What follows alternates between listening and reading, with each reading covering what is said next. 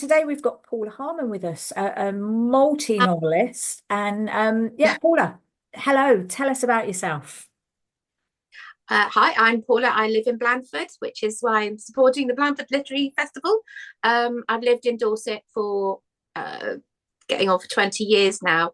And I suppose I've always been writing stories, but it wasn't until I was, I don't know, in my 40s that I really started to do something about it because I thought it was now or never. So I just got on with it. And I met such lovely people. I found my tribe through writing, a whole load of other authors, and through that they encouraged me, gave you some skills, co-wrote with one of them.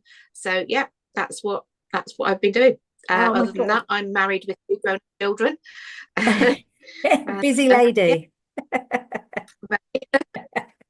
But yeah, let's get on to your books because obviously you have written an awful lot. And some of them are the series, like you've got the Murder Britannica series and the Margaret Demeray series.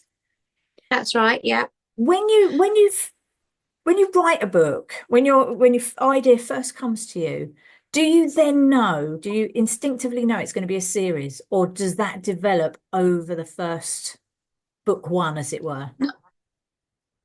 Possibly now, but Murder Britannica, I actually started writing on a wet lunchtime years ago, and it had the main character was a thoroughly nasty. At the time, I wasn't sure if she was a mother, an aunt, or a mother-in-law. She turned into a mother-in-law. My mother-in-law is lovely, by the way, but that you know, and so I wrote it, and I wrote it for my mother-in-law who loves murder mysteries, and she lives in South Wales. So this character lives in second century South Wales. She's a rich Celtic woman who thinks she needs to get richer and decides to build a bathhouse in the middle of nowhere. And I never intended it to be a series. It was very much a first novel, a bit of a go to see if I could actually finish it and do it and everything. And then people that liked it said, I want to know what happens next. What happens to Lucretia next? Where does she go next? And so I wrote the second book, which was set in Roman Dorchester, so Denevaria. And then subsequently the third one, which is set in a fictional place, but based on Blandford. So it's sort of like, again, in the sticks a bit. So I wrote those three books. That was that. And then in the meantime, as I say, I got together with another author, and she said to me, we still argue about whose idea it was, but she said to me, let's write a book together. And so we decided to write a book together, and that turned into a series. And how we do it is we choose a character each, and we write each alternate chapters in that person's point of view. So that's how we do it, and then it all gets edited together. We got to the end of that series, and I thought one of the side characters was sort of going, hang on, I want my own series. I want my own series. So I started to write about her. And by that time, yes, I had thought, yeah, this is going to be a series. It's more serious. It still has funny moments, but it's a more serious series set in the lead up to World War One, and the main character is a doctor. The fifth book just came out the other week. It's this one, A Justified Death. So it's in the 1910 to 1914 period, covering a lot of the issues of the day. Obviously, there's a lead up to the World War One, but people sort of a lot of people don't realise it's imminent. There's lots of other things going on, including the suffragette militancy and so on and so forth. This particular one's a bit about human trafficking in the background. So yeah, sorry, I've been a bit of a long-winded answer, but No, that's right. not initially, but yeah. Excellent. And obviously that's book five, isn't it? That's come out for that Yeah, series, isn't it? Um, yes, it did is. you ever think it was going to go to a fifth book? Yes, I planned for that series to be six, Oh, with okay. the sixth one being when the war breaks out.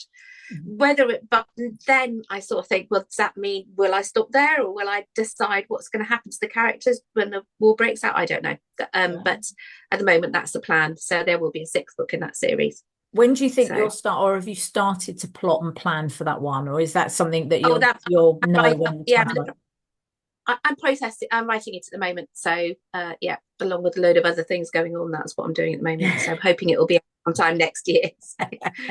And obviously, your novels are set in specific times. So where do you go to? What's your go-to research? Do you have a particular online site, or do you have a reference books that you choose to go to, or do you like to Oh, go to the area? um, oh Lord, there's lots of questions there. For the Roman era ones, I had a lot of books about Roman Dorchester and Dorset generally. A lot of the books about what the Celts did, how their system was worked out. And although they're quite light-hearted, so it's not heavy, you're not going to learn a huge amount about history from them. The background is there. With the ones that I wrote with Liz, which are set in the 1890s in London, we did a lot of research into what women were doing at that time, because that was part of the point about the fact that they were getting more free at that point, women generally. With the Margaret series, because it's more set rather than a just sort of general sometime around 1910s, it's in a specific build up to the First World War. There's a lot of things in there about the suffrage movement, espionage and so on. And one of my main resources is the British Newspaper Archives. Oh, right, If okay. you get a chance to have that, it's fascinating, the sort of weird and wonderful things you find. And I can look up sort of odd little things and nothing to do with the plot, but they, whether or not somebody called something a pram or a perambulator, whether people, just, and sometimes little funny stories are quite good to be able to drop in the middle of a lot of serious stuff. Finding it, there's one story about a cat who stopped a tram and eventually climbed up underneath the tram and just rode on it underneath, sort of in the warm area for miles. And it was just like really silly little stories like that. Yeah. And some very serious ones as well. So, yeah. It's, I love doing that, because you get a bit of feeling about how people talk, what they're really worried about. So we think, oh, they should have been worried about, German aggression, but sometimes they're mostly worried about suffragettes, or maybe they're worried about something else. So it's just interesting seeing what's in the yeah, press. So. yeah, absolutely. And obviously, out of all your series, do you have a favorite character that you've really don't ever want to let go of? Oh well, Lucretia in the Merge Britannica series is like my evil alter ego. She says all the things that I never would say in a million years. She's short, middle-aged and plump, but she thinks she's still young and beautiful. So, I can relate to that, although I never was young and beautiful, neither was she actually, but that's one point. She sort of just says exactly what she thinks about everything, which I never would do. So I'm very fond of her, but I don't think I'll write any more about her. I think her story has the three books Mm. have, Mm. character arc. Margaret, as I say, I'm really fond of her. She started out as a rebellious teenager. She's now, in the Margaret book, she's in her 30s. And she's very spirited, and I like that. And I loved finding out what women did and didn't do. And that's what my talk is about, really, about people perceiving women as not doing very much. And actually, they did so much that has been forgotten and was overlooked at the times. But yeah. Yeah, So I don't know. absolutely. But then always somebody else waiting to be written about. Do you think So, that's the beauty of being a writer, though, that sometimes you can get away with saying things that you wouldn't normally do in normal human life? no,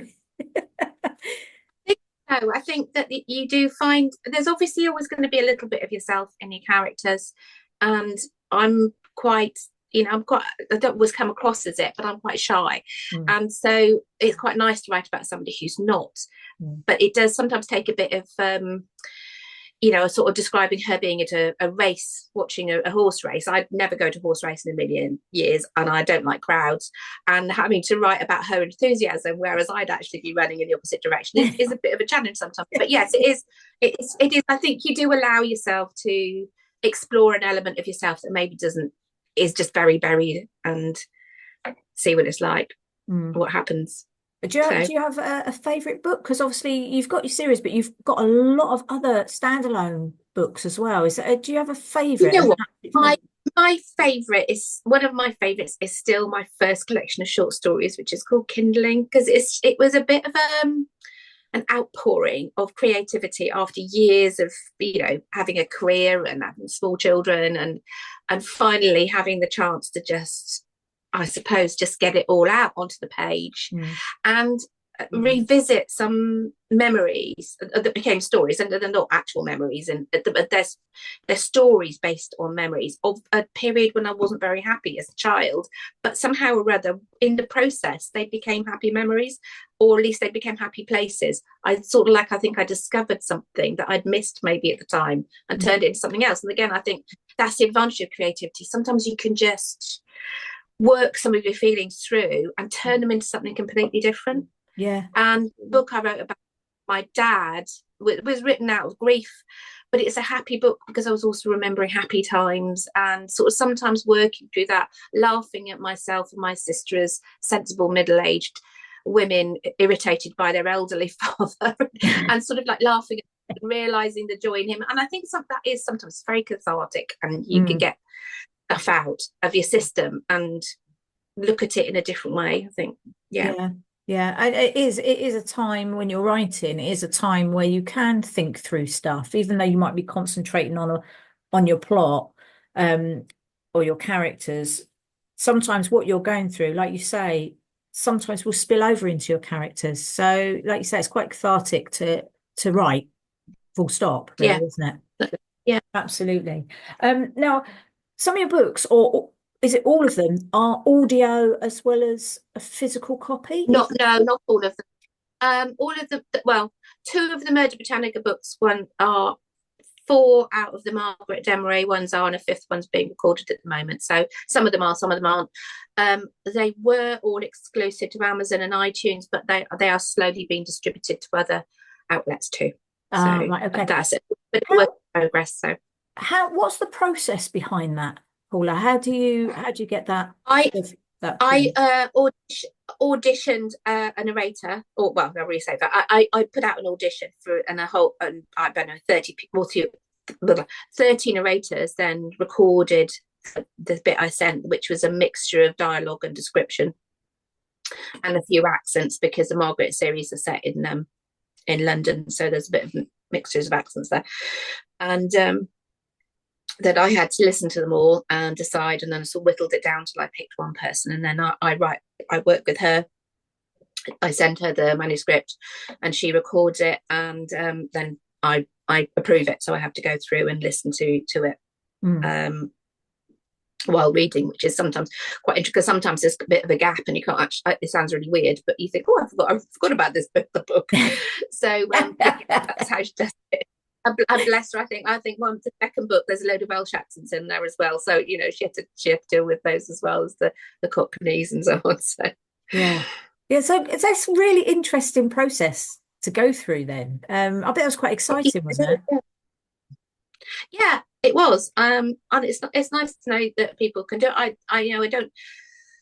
I think audiobooks are great, not just if you're sight impaired, for example, but if you're traveling, sometimes it's easier to listen than it is to read, because you can download it.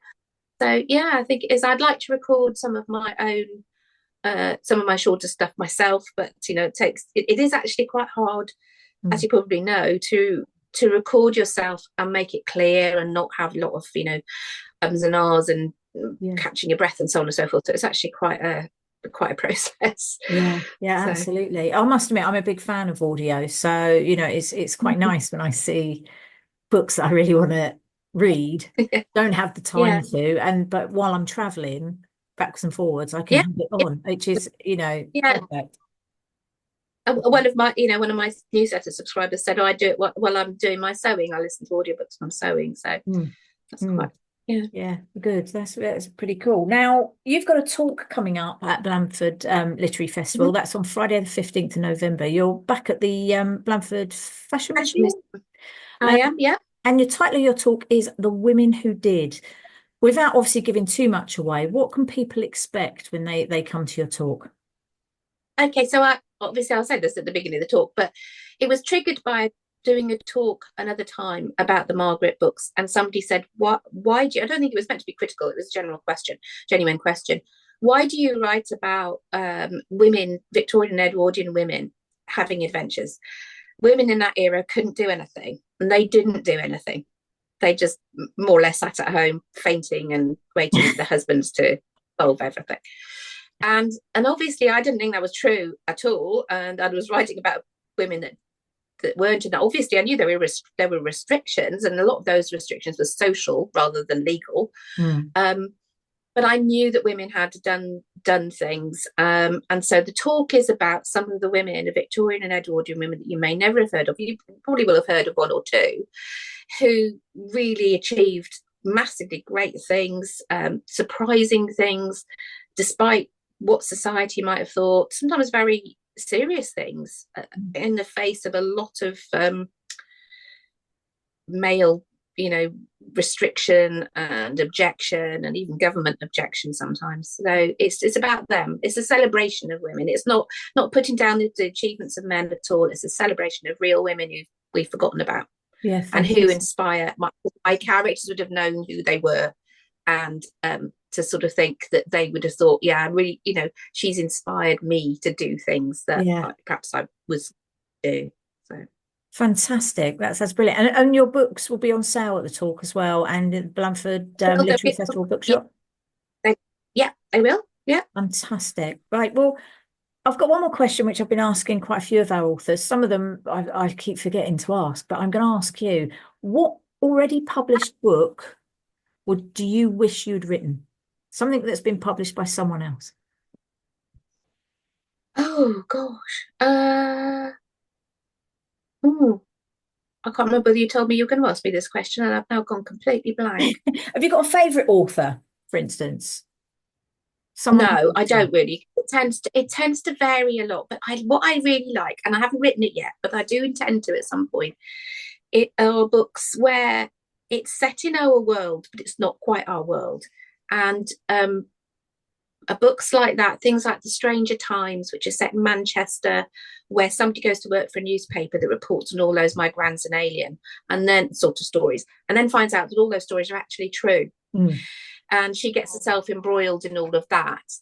So there's like the normal Manchester, and then this sort of supernatural stuff going on, a bit like Rivers of London ones by Ben Aranovich.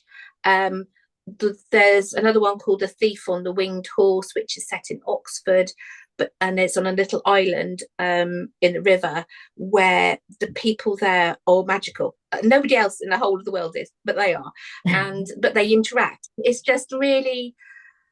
that sort of thing. It's very difficult to know. The Lost Bookshop, that sort of thing. It's just those sorts of things. Slightly other world. It's very difficult to say what I would write. Which one I wish I'd written. That piques your interest. I think about it. Yeah. I think I will think about it immediately. I put on Terry Pratchett, obviously. The only Terry Pratchett. It's just that idea that you're really looking at the world we have, but with a slightly skewed mirror, which sometimes reveals something that you wouldn't otherwise see, but with a touch of humor. That's brilliant. So, fantastic. Right, well, Paula, I want dragons. I have dragons. I was going to say, you're a dragon fiend, aren't you? You like your dragons, don't you? I just haven't found one yet.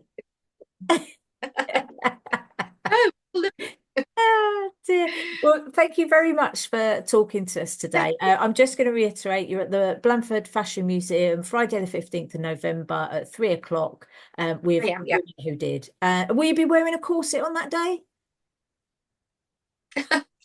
Well, you might have to come and find out. For anybody who's listening to this, it won't just be a corset. Don't worry. I must just say that obviously Paula does an awful lot of talks, and I know I once got a message from her saying, I'm running in very, very quick, I've just got to get out of my corset. And then went on to explain that was part of your costume for your talk, wasn't it? So... Yes, it wasn't my normal. Yeah. I probably won't, to be honest. It's actually the other talk that's a sister talk to this one that I tend to wear the corset for. So I may not be. I may just be. Okay. But you'll be amongst the Fashion Museum where there's plenty of costumes. I will, which you can visit as well as part of the as part of the talk, but as part of your ticket. and they will have some costumes out that I've yet to decide on what to have. Yeah. Fantastic. Well, thank you ever so much, Paula, and we will be seeing you in less than 2 weeks. So thank you very much for Okay. your time today. All right. Okay. Thank you. Bye. Bye.